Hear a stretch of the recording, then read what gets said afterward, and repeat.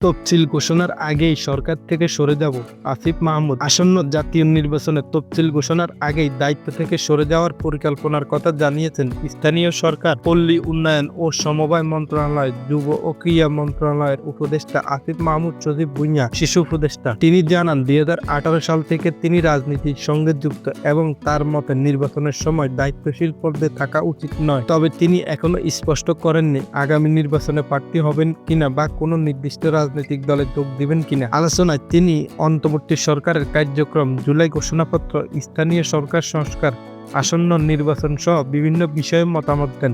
তিনি বলেন, এখনো কিছু গুরুত্বপূর্ণ কাজ শেষ করা বাকি আছে, যার মধ্যে স্থানীয় সরকার সংস্কার প্রস্তাব ও জুলাই সনদ বাস্তবায়ন অন্যতম।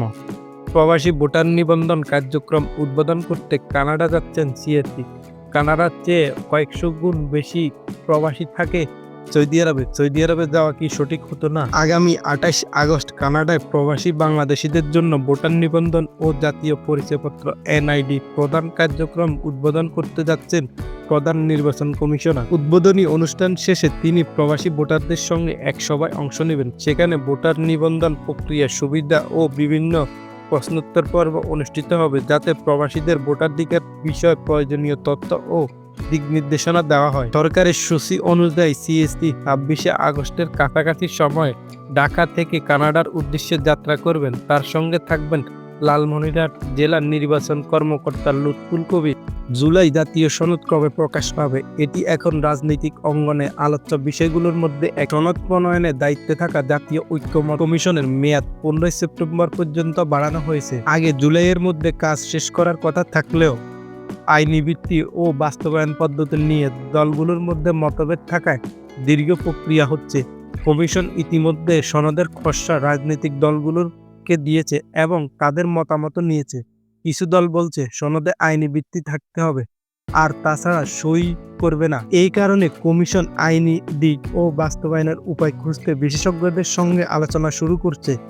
এখন উঠে আসছে গণভোট, অধ্যাদেশ বা আদালতের মতামতের মতো কয়েকটি বিকল্প পথ। প্রথম দফায় 165টি প্রস্তাবের মধ্যে 62টি ঐক্যমত হয়েছে এবং ইতিমধ্যে বাস্তবিত হয়েছে।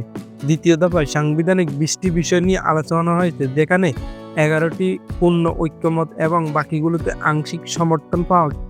কলজাকুলি হালাইম কুমিল্লা মাধ্যমিক উচ্চ মাধ্যমিক শিক্ষা বোর্ডের প্রফেসর মোহাম্মদ শামসুল ইসলামের সঙ্গে কুমিল্লা 10 আসনের সাবেক সংসদ সদস্য ও বিএনপির নেতা আব্দুল গফুর ভুঁইয়ার ফোনালাপ একটি অডিও সামাজিক যোগাযোগ মাধ্যমে ছড়িয়ে খোঁজ নিয়ে জানা যায় 18 মে জেলা প্রশাসক বোলাইন বাজার উচ্চ বিদ্যালয় ও কলেজ সভাপতি হিসাবে মীর আবু সালেহ শামসুদ্দিনের প্রস্তাব করেন।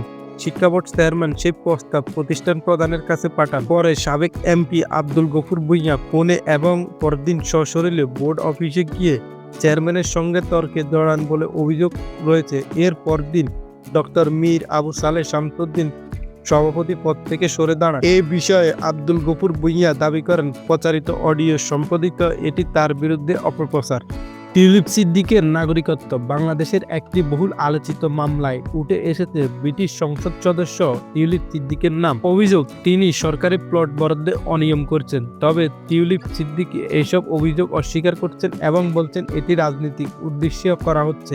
দুর্নীতি দমন কমিশনের একজন আইনজীবী ব্রিটিশ সংবাদ মাধ্যম টাইমসকে জানান, টিউলিপ সিদ্দিক প্রাপ্ত বয়স্ক অবস্থায় বাংলাদেশের জাতীয় পরিচয়পত্র, পাসপোর্ট এবং ভোটার তালিকায় নাম নিবন্ধন করেছেন, কিন্তু টিউলিপের দাবি তিনি বাংলাদেশি নাগরিক নন। সরকারি প্লট বরাদ্দ সংক্রান্ত মামলায় চলতি সপ্তাহে তার শুনানি চলছে।